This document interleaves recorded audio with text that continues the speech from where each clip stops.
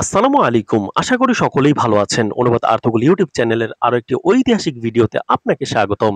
আজকের ভিডিওতে আমরা খুবই গুরুত্বপূর্ণ একটি টপিক নিয়ে আলোচনা করব। ইতিমধ্যেই আমরা আমাদের আগের ভিডিওতে জানিয়েছি, কুরুলুস ওসমান সিজন 6 এ ওসমান গাজী ও বালা খাতুনের মেয়ে হালিমার আগমন হতে যাচ্ছে। এরপর অনেকেরই মনে একটি প্রশ্ন তৈরি হয়েছে, তাহলে ওসমানীয় খেলাফতের প্রতিষ্ঠাতা ওসমান গাজীর কতজন সন্তান এবং কতজন ছেলে মেয়ে ছিল, এবং তাদের কি কুরুলুস ওসমান সিরিজে নিয়ে আসা হবে? সুতরাং আজকের ভিডিওতে আমরা ঐতিহাসিকভাবে ওসমান গাজীর ছেলে মেয়ে সম্পর্কে বিস্তারিত জানবো এবং সিরিজে তাদের নিয়ে আসা হবে কিনা সেই বিষয়েও বিস্তারিত আলোচনা করব ইনশাআল্লাহ। সুতরাং ভিডিওটি অবশ্যই শেষ পর্যন্ত দেখতে থাকুন। শুরুতেই ওসমান গাজীর বিবাহ ও স্ত্রী সম্পর্কে সংক্ষেপে ইতিহাস থেকে কিছু আলোচনা করা যাক। এরপর পর্যায়ক্রমে তার সন্তানদের বর্ণনা দেব ইনশাআল্লাহ। ওসমান গাজী দুইটি বিবাহ করেছিলেন। প্রথমে রাবেয়া বালা খাতুন, তার জন্মসাল জানা যায়নি। ওসমানের সাথে বিয়ে হয় 1289 সালে। ওসমান বের ঔরসে তাদের একজন সন্তান জন্ম নেয়, নাম আলাউদ্দিন পাশা। রাবেয়া বালা খাতুন 1324 সালে মৃত্যুবরণ করেন। তাকে বিলিসিকে কবর দেওয়া হয়। দ্বিতীয়বার তিনি মালহুন খাতুনকে বিয়ে করেন। তার জন্মসাল জানা যায়নি। তিনি ওসমানীয়দের পরবর্তী সুলতান ওরহান গাজীর মাতা ছিলেন। তাকে রাষ্ট্রের মাতাও বলা হতো। তিনি 1323 সালে মৃত্যুবরণ করেন। তাকে সৌগুতে কবর দেওয়া হয়। এবার আলোচনা করব ওসমান গাজীর সন্তান নিয়ে। কুরুলুস ওসমান ভলিউম 173-এ ওসমান গাজী ও বালা খাতুনের সন্তান হালিমার আগমন হবে। ইতিহাসে তার অস্তিত্ব আছে কি? ইতিহাস বলে ওসমান গাজীর মোট 8 জন সন্তান ছিলেন। তার পুত্ররা হলেন আলাউদ্দিন পাশা, যিনি 1280 থেকে 1331 সাল পর্যন্ত জীবিত ছিলেন। ওসমানীয় সাম্রাজ্য গঠনে তার অবদান কোন অংশে কম ছিল না।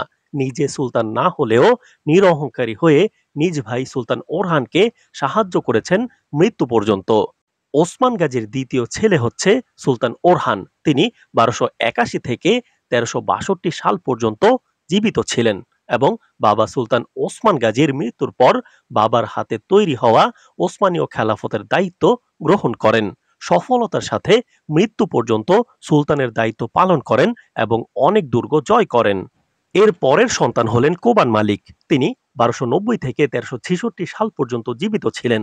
তবে ইতিহাসের পাতায় তার নাম থাকলেও উল্লেখযোগ্য কোনো অবদানের কথা পাওয়া যায় না এবং রাষ্ট্রের কোনো দায়িত্বের অংশ হিসেবেও তাকে পাওয়া যায় না। এরপরের হামিদ খান, তারপর পাজারলু এবং সর্বশেষে আর্তুগুল। ওসমানীয় সাম্রাজ্যে ওসমান গাজীর মৃত্যুর পর ওরহান বে শাসন গ্রহণ করার পর তার ভাইদের বিভিন্ন দায়িত্বে বিভিন্ন রাজ্যে প্রেরণ করেন।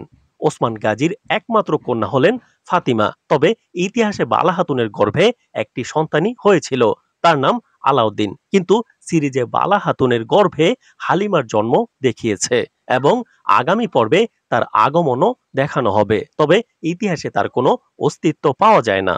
এবার আলোচনা করব ওসমান গাজীর বাকি ছেলেরা কি কুরুলুস ওসমান সিরিজে ফিরবে।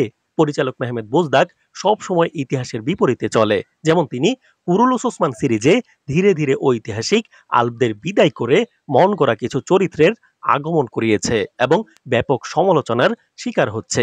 তেমনিভাবে ওসমান গাজীর আসল ঐতিহাসিক সন্তানদের না এনে কাল্পনিক চরিত্র হালিমাকে নিয়ে আসছে। সুতরাং পরিচালকের কর্মকাণ্ডে এটা স্পষ্ট যে ওসমান গাজীর ঐতিহাসিক সন্তানদের তিনি সিরিজে আনবেন না।